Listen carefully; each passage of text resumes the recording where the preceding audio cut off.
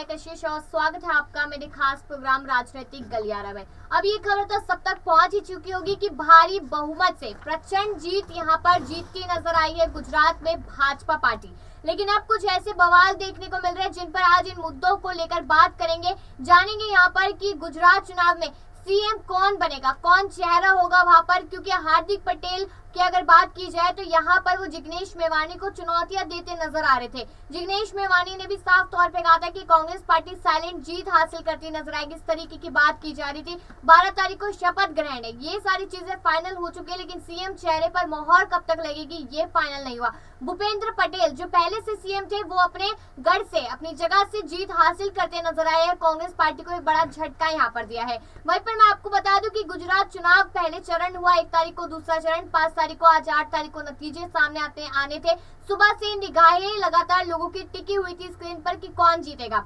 अब कांग्रेस पार्टी की बात की जाए तो 77 सीटें पिछली बार जीती थी, लेकिन इस बार 20 से कम सीटों पर सिमटती नजर आई। और उसके बाद अगर यहाँ पर आम आदमी पार्टी की बात की जाए जो पूरे ही यहाँ पर थी कि 150 सीटें आएगी, वो 13 सीटों पर सिमटती नजर आई। लेकिन कहीं ना कहीं अब लोगों का ये कहना है कि आने वाले समय में आम आदमी पार्टी यहाँ पर सत्ता में नजर आएगी। तो मेरे साथ अबरार भी यहाँ पर मौजूद है, तो इसी मुद्दे को लेकर बात करेंगे। सबसे पहले तो सीएम चेहरा कौन कौन हो सकता है, किसका नाम सुर्खियों में ज्यादा है, क्या भूपेंद्र पटेल पर एक बार फिर विश्वास किया जाएगा? तो चलिए यहाँ पर सवाल ये कर लेते हैं। अबरार, हमने लगातार देखा कि गुजरात चुनाव पर लोगों की नजरें टिकी हुई थी, हिमाचल चुनाव का रिजल्ट भी आज ही आना था, इस तरीके की बातें लगातार की जाती थी। उत्तर प्रदेश में भी देखा गया सपा जीत गई वहां पर। और अभी बात की जाए सीएम पद को लेकर तो 12 तारीख को शपथ ग्रहण है। अगर आपने अभी तक देखी है रिपोर्ट्स तो क्या लगता है कि सीएम चेहरे में कौन कौन यहाँ पर आगे बढ़ता हुआ नजर आ रहा है? देखिए, दरअसल भारतीय जनता पार्टी जो है गुजरात में फिर से एक बार भूपेंद्र पटेल पर भरोसा जता सकती है, क्योंकि भूपेंद्र पटेल को कई बदलाव के बाद ही मुख्यमंत्री पद की कुर्सी जो सौंपी गई थी। तो ऐसे में जो उनका कार्यकाल रहा उसमें किसी तरीके की ऐसी कोई अपर्णीय घटना नहीं घटी जिसकी वजह से उनको जो है मुख्यमंत्री पद से हटाया जाए। और इस समय की बात की जाए तो आप कह सकते हैं कि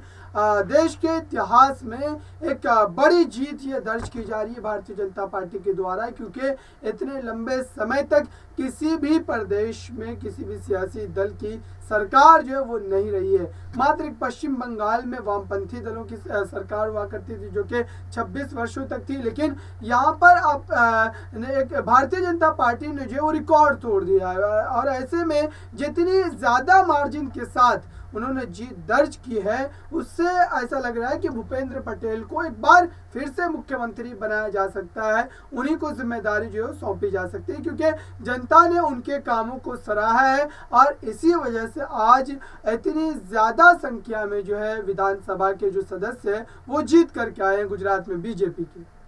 देखिए यहाँ पर अगर देखा जाए हार्दिक पटेल और जिग्नेश मेवानी एक समय पर दोनों साथ में हुआ करते थे, यहाँ तक कि अल्पेश ठाकुर भी साथ में हुआ करते थे। इन तीनों की तिगड़ी मानी जाती थी और साथ ही साथ इन तीनों ने मिलकर ही जो पाटीदार नेताओं के साथ पूरा मिलकर इन्होंने आंदोलन किया और बीजेपी सरकार को हिलाकर रख दिया था, जिसकी वजह से पिछले 2017 के चुनावों में कम सीटें यहाँ पर देखने को मिली थी भाजपा की। लेकिन इस बार अगर बात की जाए तो हार्दिक पटेल चुनावों से कुछ समय पहले ही कांग्रेस पार्टी को छोड़ वो भाजपा में आ गए, अल्पेश ठाकुर भी आ गए, जिग्नेश मेवानी वही रह गए। लेकिन अभी आपको बता दें कि यहाँ पर हार्दिक पटेल ने भारी बहुमत से जीत हासिल की है, लेकिन जिग्नेश वही कांग्रेस पार्टी से हारते नजर आए, अल्पेश की भी जीत हुई है। तो यानी कि क्या सोचा जाए अबरार यहाँ पर कि जो भाजपा में आएगा वो जीतेगा ही और जो कांग्रेस में रह जाएगा उसको हार का सामना करना ही पड़ेगा। और हार्दिक अब क्या कुछ यहाँ पर बड़े बड़े बयान देते नजर आ सकते हैं जिग्नेश के लिए, क्योंकि इनकी भिड़ंत को लेकर लगातार खबरें सामने थी। देखिए, दरअसल जिस तरीके से हार्दिक पटेल ने पटेल समाज के उस आरक्षण वाले मुद्दे को लेकर के गुजरात की सियासत में जो है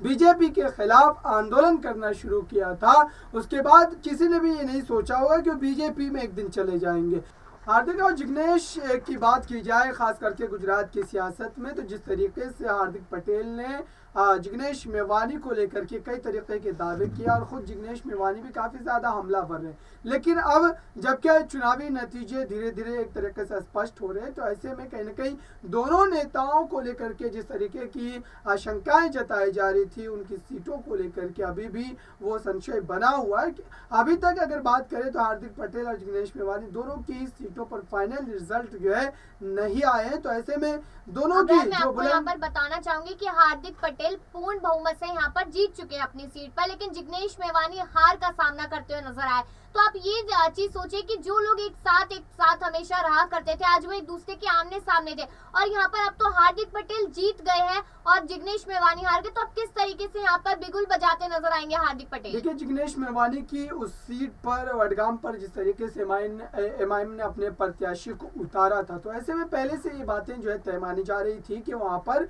कुछ न कुछ वोट में बिखराव की स्थिति जरूर पैदा होगी, और इसी वजह से जो है यहाँ पर बात करें जिग्नेश मेवानी की हार जो है वो देखने को मिल रही है। साथ ही आपको बताऊं कि हार्दिक पटेल अब हो सकता है कि एक बार फिर से उसी आक्रामक तरीके से जो है जिग्नेश मेवानी पर हमलावर हो, क्योंकि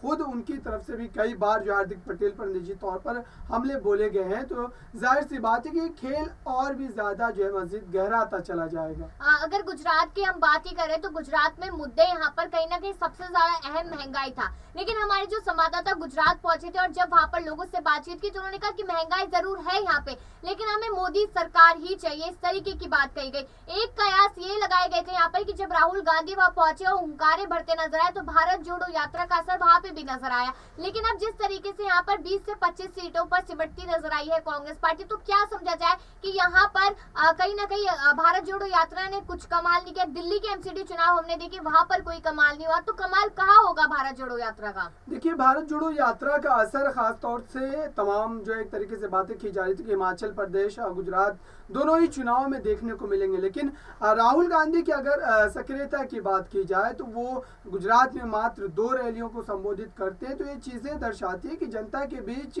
अचानक से चुनावी समय पर जाकर के अगर आप सत्ता में आने की कोशिश करते हैं तो जाहिर सी बात है कि जनता आपके साथ खड़ी नहीं होती, और यही वजह रही कि यहाँ पर कांग्रेस पार्टी के खाते में इतनी कम सीटें जो है वो आती नजर आई, और साथ ही आम आदमी पार्टी फैक्टर भी काफी ज्यादा कांग्रेस को नुकसान पहुंचाने के लिए जिम्मेदार है, क्योंकि आम आदमी पार्टी के गुजरात में चुनाव लड़ने से जाहिर सी बात है कि कांग्रेस के वोट में जो कमी दर्ज की गई है, और कांग्रेस का तमाम वोट जो है वो आम आदमी पार्टी की तरफ जो है एक तरीके से जाता हुआ नजर आया, और यहाँ पर कहा जाए तो बीजेपी को एक बड़ा सियासी फायदा आम आदमी पार्टी के आने की वजह से हुआ, क्योंकि कांग्रेस के वोट उन्होंने भर भर के काटे। देखिए, ये बात तो साफ तौर पे देखी गई है कि आम आदमी पार्टी की वजह से कहीं ना कहीं कांग्रेस पार्टी को भारी नुकसान देखने को मिला। जहां पिछले बार में 77 सीटें आई थी, वहां 70 तो छोड़िए, यहाँ पर 50 से ज्यादा सीटें भी नहीं आई। कोई यहाँ पर कहीं ना कहीं बड़ा झटका जरूर है, लेकिन ये कहा जा सकता है आखिरी में कि कांग्रेस पार्टी को एक अंदेशा हो गया कि अभी भी उनकी स्थिति कौन से राज्य में किस तरीके से बनी हुई है, तो लगता है कि आने वाले साल के जो विधानसभा चुनाव है और 2024 के लिए जो मिशन तैयार किया जा रहा है उसमें कहीं ना कहीं बेहतर साबित होते हुए नजर आ सकते हैं कांग्रेस पार्टी। आज के लिए बस इतना ही। अपनी राय अब जरूर दीजिएगा कि आप लोग कितना खुश है कि गुजरात में एक बार फिर से प्रचंड जीत हासिल करती नजर आई भाजपा, और बाकी खबरों के लिए देखते रहिए नेक्स्ट 9 न्यूज।